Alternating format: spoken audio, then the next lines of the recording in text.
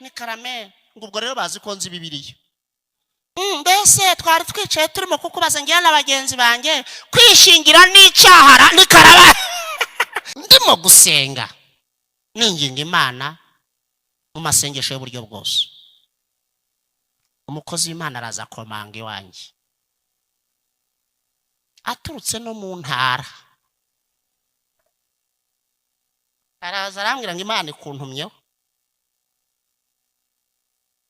Nari nafashe ibyemezo bibiri. Naririmbaga i Nyamirambo kandi ntuye Gacuriro. Fata mu mutima icyemezo kivuga ngo Uwiteka ushobora byose, ukongera kumbona nerekeza ibirenge Kinamba ngo ngiye Nyamirambo do uzanca zose. Ngo nivumbuye kuko najyaga gusenga ikambwira ngo izankura ku kazi, ngo izankura ku kazi, ngo izankura ku kazi. Nisurankura ku kazi ngo ngirene, ngo nkorere, nkukorere se businga ukorera. Uzimirimo nakoraga mu itorero none ngirashaka ko mva ku kazi ngo nkayikorera full time. Kukiza abandi bareka bagakora. Nicyo nabarwanaga nacyo. Irangije rero abikora ku ngufu zayo. Saa 3 baranyirukana for free, baranyirukana. Ndawudidiba rero ndaza. Aho ngaho mba ndafashwe. Ariko nabwo sinabyakira. Icya kabiri, Imana irambwiye ngo niwicara ahangaha ibyo wishizemo byo kwibana ngo ntuzasubira ku mirimo y'Imana. Nabonye ahantu ukorera umurimo, ijwi rirambwira ngo uzazinde kujyayo. Ndabisimba ndatuza kugira gute.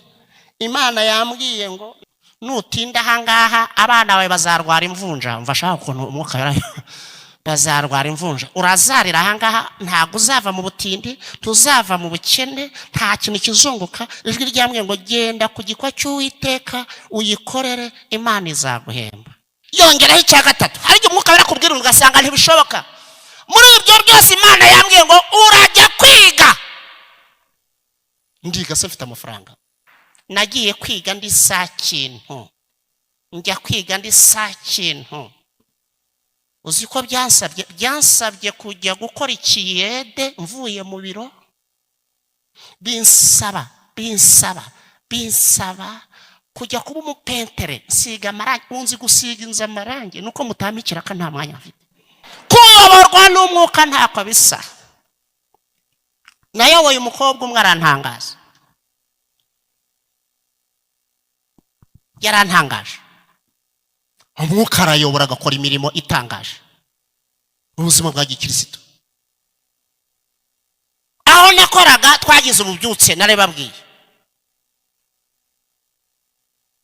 Abantu twigishaga twabayoraga Gasave akariho babatirizwa.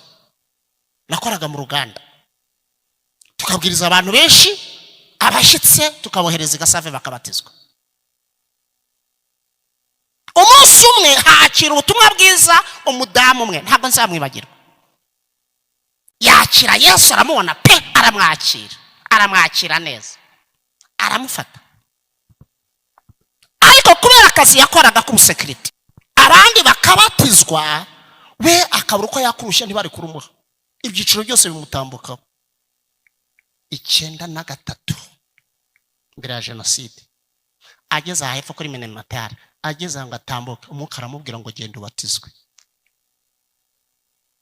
Ntawamwigishije, ntaho yanditse, kandi cyo ntigishoboka mu bapantekote. Impossible. Icyo gihe cyacu wenda ubu ngubu bagoragoza. Ageze aho umwuka ati genda ubatizwe. Yumva ijwi riramubwira ngo kugira ngo batizwe urarira cyane. Murashaka kuyoborwa n'umwuka wera? Murashaka kuyoborwa n'umwuka? Kugira ngo batizwe urarira cyane, worome utake, ku buryo biri bituma abapasiteri bakuramo amakositimu bagaruke. Nutarira ntabwo batizwa. Ndamubwira ngo tangira urire. Murabatiza. Ararira bareba bageze bakora inama. Aho bava ngo uyu mudamu ni mubatize. Uzi ikigiye kuba cyamwuka Laurent izuke yagiyemo umwana w'umukobwa aza konye nibwo bwa mbere mu myaka 18 nari maze 18 nari maze bambona nka pasiteri niko batwita yaratinyutse aza kunyemveta araceza arampagurutse ngi naho gatoya ndanyije ndira abantu bati fata pasiteri mwana fata pasiteri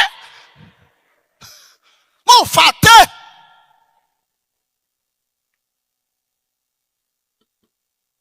burya ya magambo bakubwira barakubonye za message baguha bumvise langage nawe basanze woroshye burya basanze woroshye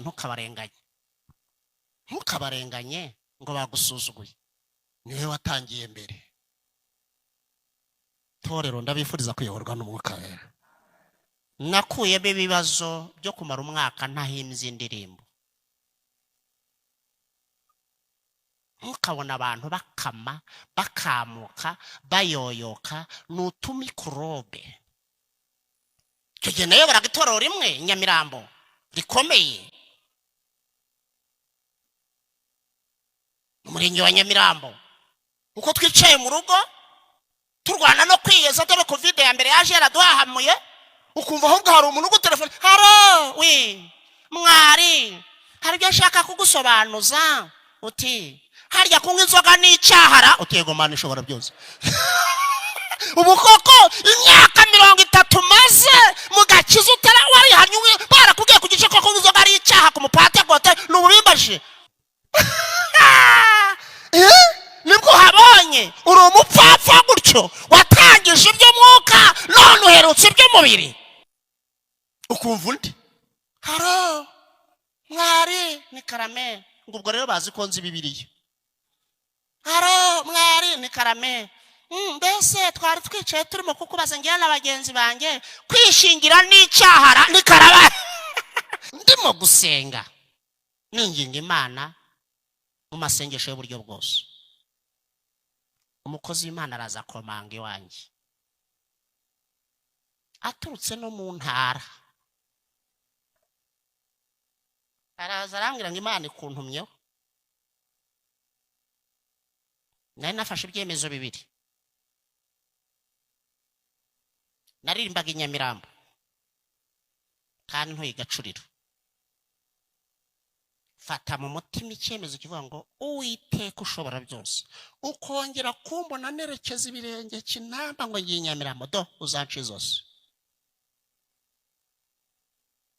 ngo nivumbuye kuko najyaga gusenga ikambwira ngo izankura ko kazi nisurankura ko kazi ngo ngirene ngo nkorere si businga ukorera uzimirimo nakoraga mu itorero none ngirashaka ko mva ko kazi ngo nkayikorera full time kukiza abandi bareka bagakora nicyo nabarwanaga nacyo kirangije rero abikora ku ngufu zayo saa 3 baranyirukana for free baranyirukana ndawudidiba rero ndaza aho ngaho mba ndafashwe ariko nabwo sinabyakira icya kabiri Imana irambwiye ngo niwicara ahangaha ibyo wishizemo byo kwibana ngo ntuzasubira ku murimo w'Imana nabonye ahantu ukorera umurimo ijwi rirambwira ngo uzazinda kujyayo ndabisimba ndatuza kugira gute Imana yambwiye ngo nutinda ahangaha abana bawe bazarwara imvunja mfasha ukuntu umwuka yarayo bazarwara imvunja urazarira ahangaha ntago uzava mu butindi tuzava mu bukene nta kintu kizunguka ijwi ryambwiye ngo genda ku gikwa cy'Uwiteka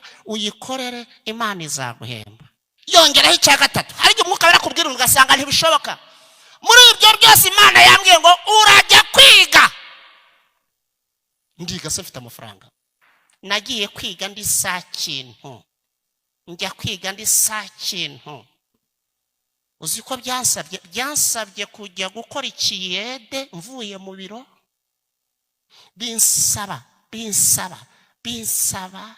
kujya kuba umupentere siga amarangi unzi gusiga inza amarangi nuko mutamikira ka nta mwanya afite kuyoborwa n'umwuka ntako bisa nayo wowe umukobwa umwe arantangaza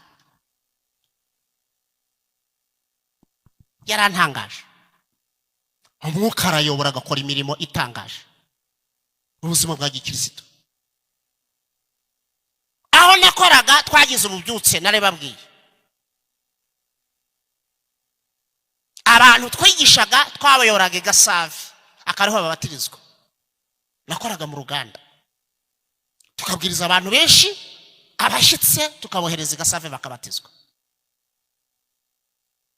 Umunsi umwe hakira ubutumwa bwiza umudamu umwe, ntabwo nzamwibagirwa. Yakira Yesu, aramubona pe, aramwakira neza, aramufata. Ariko kubera akazi yakoraga k'ubusekirite, abandi bakabatizwa, we akabura uko yakurusha ntibari kurumuha. Ibyiciro byose bimutambukaho. 93 mbere ya jenoside, ageze hepfo kuri Minematari, ageze ngo atambuke, umwuka aramubwira ngo genda ubatizwe.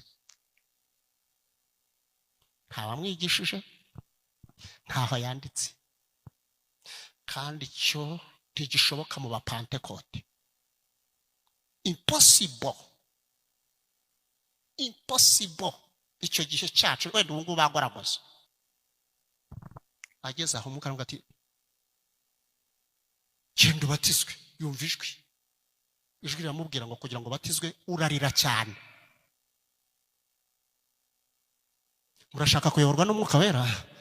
Murashaka kuyoborwa n'umwuka? Kugira ngo batizwe urarira cyane, worome utake, ku buryo biri bituma abapasiteri bakuramo amakositimu bagaruke. Nutarira ntabwo batizwa. Ndamubwira ngo tangira urire. Murabatiza!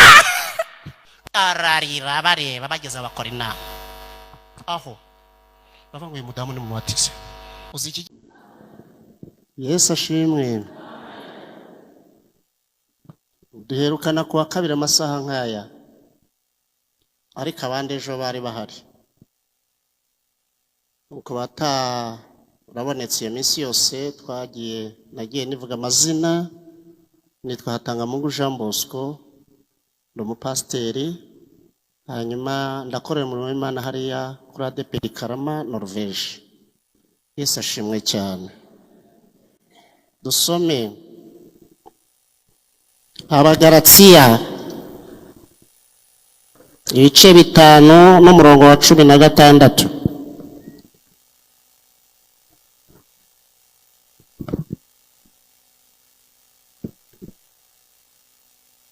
Abagalatiya ibice 5 n'umurongo wa kangahe?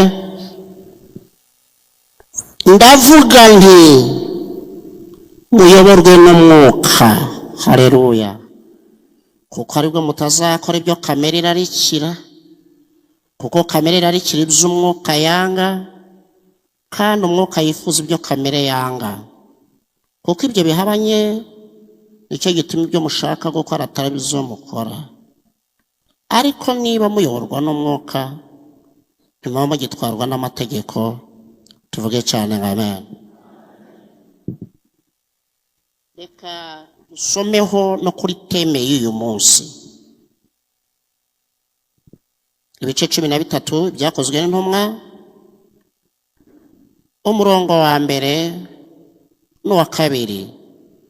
13 byakozwe n'intumwa, ibice 13 umurongo wa mbere n'uwa kabiri.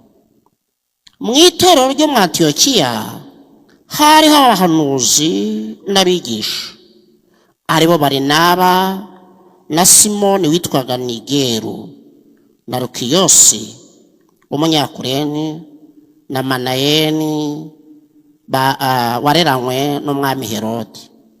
Hariho na Sawuli. Ubwo basengaga umwami Imana biyiriza ubusa, umwuka wera yarababwiye ati, ni intego dufite uyu munsi, umwuka aravuga. Haleluya. Umwuka wera yarababwiye ati, mu ndobanure Barinaba na Sawuli bankorera umurimo bahamagariye gukora, cyangwa bahamagariye gukora. Tuvuge cyane ngo amen. Umwuka wera yarababwiye, umwuka aravuga, umwuka arakora. Uyu munsi dufite teme cyangwa intego ivuga ngo ibyiza byo kuyoborwa n'umwuka wera mu buzima bwa gikirisito. Abaje gusenga haleluya.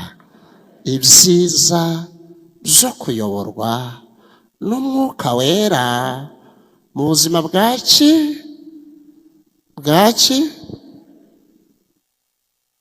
ariko iyo abantu bavuze umwuka wera uzumva gute? Iyo abantu bavuze kuyoborwa n'umwuka wera uzumva ute? Ubisobanura gute? Ubisobanukirwa gute? Imana yiyerekanye mu bihe bitatu.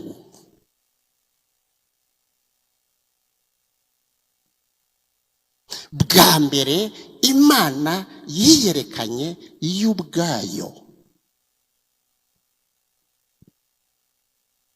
Niba yarabonye abantu bayibakure simbizi. Yabanje kwiyerekana yo ubwayo ikoresheje uburyo butangaje mu bitangaza cyangwa mu byo yaremye. Dieu s'est révélé lui-même. Dieu s'est révélé lui-même à travers le miracle, à travers sa création. Imana yabanje kwiyerekana y'ubwayo. s'est révélé lui-même mu bitangaza mu byo yaremye. Niba yarabonye abantu batayisingira simbizi. Cyane cyane ikabya cyane ikura Abisirayeli mu Egiputa ibajyana mu gihugu cy'isezerano. Yiyereka Mose ari mu butayu. Bwa mbere yiyerekana. Ntimukagire ngo uyu muriro tuvuga n'uwa vuba n'uwa kera. Yamwiyeretse mu gihuru mu muriro waka. Mose aravuga ati ndabonye igitangaza. Imana avuga ngo genda ungurire ubwoko bwanjye mu Egiputa. Ibimenyetso n'ibitangaza bikomeye. Agenda yarabonye umuriro. Uyu muriro ni ngombwa mu buzima. Abaje gusenga haleluya. Mwuka aragira ngo umuriro ni ngombwa mu buzima. Mu Egiputa Imana yari yerekanye irwanisha intwaro zitabaho. Intwaro zitabaho. Arme surnaturelle. Intwaro zitabaho. Imbere y'ibifaro tubyita kurya n'ibyo muzi yarwanishije inda. Arme surnaturelle yarwanishije inda. Yarwanishije umwijima. Nyamara intwaro zacu ntabwo ari nk'iz'abantu. Imana igira intwaro. Arme surnaturelle irwanisha inda. Inda se wayitera bombe, wayikubita icyuma, wayitera siki. Imana igira intwaro irwanisha. Abaje gusenga haleluya. Mose yatabona umuriro yarahuye n'akaga ngo yagiye yumva ko nta cyamuhangara. Muri iyi nzira hari ibyaguhangara ariko Imana izakurinda. Abaje gusenga haleluya. Nta wundi wahanuye ibintu Pastor Kalisa. Nta wundi muntu weretswe ibi bintu ni Pawulo. Yandikira Timoteyo wa kabiri ndibwira ari mu bice bitatu. Aramubwira ngo Timoteyo wari uzi kwitwa Yane na Yambure. Mu bice bitatu Timoteyo wa kabiri aribo barwanije Mose bashaka gupinga Imana yamutumye. Ngo bari abarozi karondura. Ngo bari abakoniko. Ni Pawulo abivuze wenyine. Niyo wagize ibyo yerekwa ryitwa Yane na Yambure. Bari twuzanye inzoka n'utwuzanye. Ngo Faramu ati dufite abapfumu bahambaye utwo ngutwo. Ngagiye kubona kubitanye n'urukuta tateguye rwa Yane na Yambure. Ngo barema inzoka nk'iyo yazanye. Ariko Imana twabonye y'umuriro. Ngo ya nzoka ya Mose itoragura twatundi twose. Imbaraga zawe Imana yaguhaye zizamira iz'abakonikoni. Bazasanga ntacyo baye. Kandi ngo ntiyabyibuha ntiyahorota iyo nzoka. Imana yaguhamagaye irahamba. Imana rero yigaragaza mu buryo bwayo cyane cyane mu Egiputa. niba abantu yarabonye bayiri kure yiyerekana mu bundi buryo, ihindura system. Imana yakoze abari mwiza, haleluya. Yiyerekana ikoresheje Yesu Kristo. Cyo ni igice cya kabiri, nicyo bita Trinity cyangwa Trinity, sinshaka kwibigisha. Irongera inyura muri Yesu, bwo Imana irakabya kutwegera, aza yitwe Emmanuel, aza kutwegera mu mategeko y'Abalewi kugira ngo ucungure umuntu. Kirya gihe cya Rusi byasabaga ko ugomba kuba uri mwene wabo wa bugufi. Yesu yagombaga kuba mwene wacu wa bugufi kugira ngo aze kuducungura. Araza anyura mu nda y'umwari Mariya, bamutwita amezi 9 nk'abandi bana bose. Sinzi niba baraburaraga, nawe yaraburaraga ari mu nda. Niba bararyaga, nawe yararyaga ari mu nda. Niba mama yarababaraga, nawe yarababaraga. Aza kuba mwene wacu wa bugufiya. Aravuka akomangira imyaka 33, ajya ku musaraba, araducungura, ajya kuzimu, akingura paradizo, arema paradizo. Abizera n'abatizera ntibongera kujya hamwe, icyo bita Hades. Afungura paradizo, quartier y'abera barindiriyemo ko tuzataha. Iyo tashe ye yayikoze neza. Imana irazira ducungura. Umwenda ukingiriza hero urakinguka. N'ubu waje nta wagutangiriye, nta mihango, nta migenzo. Umwenda ukingiriza hero, Yesu yarakoze. Amashikumana yacu, amashikumana yacu. Imana yerekana muri Yesu Kristo, aratwegera, araducungura, yaduhuje n'Imana. Iyo tashe birarangiye. Impamvu rero tubabwira ibya Mwuka Wera, ni uburyo bwa gatatu. Hagiye kugenda avuga ngo ntabwo nabasiga mwenyine, hazaza undi muyobozi. Bishaka ngo tuzaza mu bundi buryo, ntabwo tuzabasiga nk'imfubyi, haleluya. Tuzabohereza umufasha, ariko umuntu utazayoborwa n'uyu mufasha azahura n'akaga gakomeye. Niba hari ibintu bigora ni ukuyoborwa na Mwuka, kuko hari igihe akubuza ibyo wowe ushaka.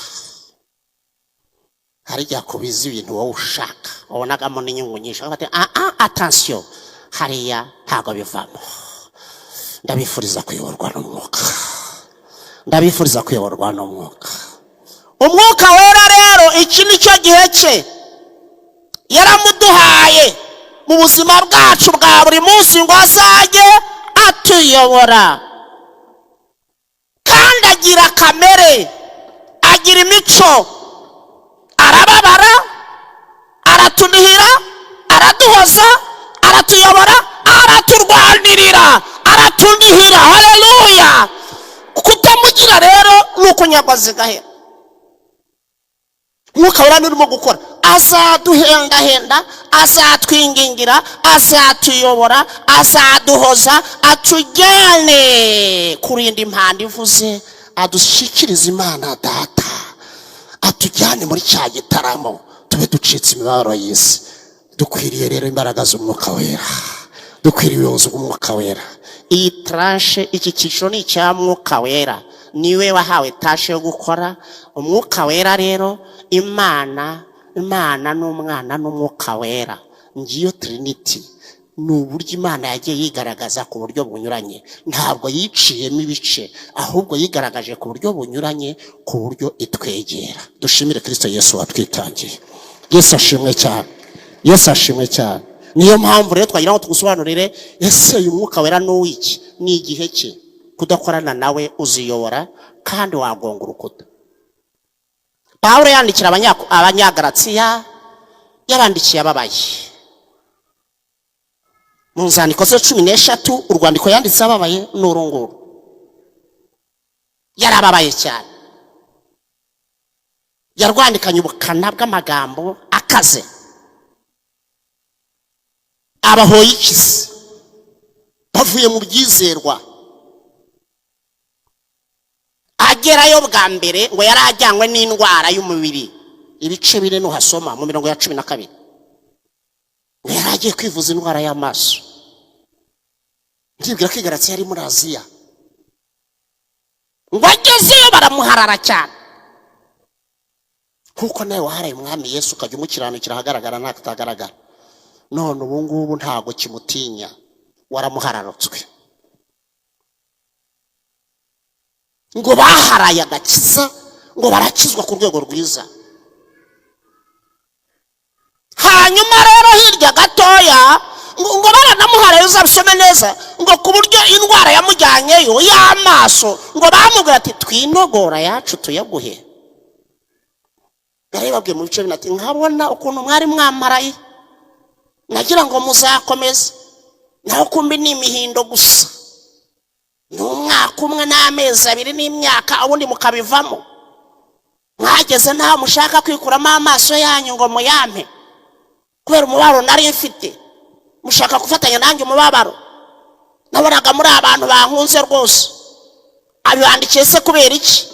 Ngo nyuma waje kwisubiraho bamaze kujya mu ntege nkeya, kwaruka ko buriya bintu bamugabo yatwigishije buriya nibiki, ubu twabyakirira iki? Ese undi yatwigishije nkandi? Ese buriya ni intumwara? Uzi ko yatwifatira? Twisubire mu byo twahozemo. Yaradushutse yewe. Ngo basubira mu mategeko n'imihango bikomeye, ngo basubira mu gukebwa n'ibindi n'ibindi, ngo baragenda batubuntu bwa Kristo, bakira ikindi. Niko yabandikiye, bakira ikindi. Asa kumenya amakuru rero, n'urwandiko ruvuga ku gakiza, ubuzima bwa Mwuka Wera n'umuyobozi bwe mu buzima bwa Kristo. Abaje gusenga haleluya. Arangije rero abandikira ababaye.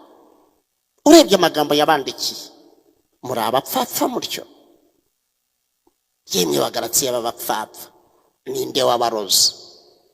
Mwatangije iby'umwuka, none mubiherukije iby'umubiri koko? Ubuse yamibabaro ni iki? Cyagihe uri umukobwa, cyagihe uri umusore, cyagihe wembera ukabura aranga gukora icyaha, none usigaye bigotomera nk'amazi. Ubuse waruhijwe n'iki? Ubuse yamibabaro ni iki? Mubaye amapfapfa koko? Ibyo mwavuyemo mubisubiyemo? Iki gitabo gisa n'icyabacamanza, byose bigaragaza intege nkeya. Abacamanza ibice 17 baravuga ngo nuko muri iyo minsi Abisirayeli bamara igihe nta mwami bafite, buri muntu wese akikorera uko ashaka. Hari igihe kigera umukristo agakora uko ashaka, arenze ubuyobozi bwa Mwuka Wera, akikorera ibyo ashaka, akagera uko ashaka.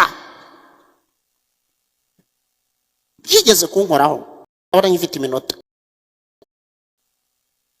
kunkoraho nikora uko ashaka, kandi binkoraho ngiraho ingaruka. Byagenze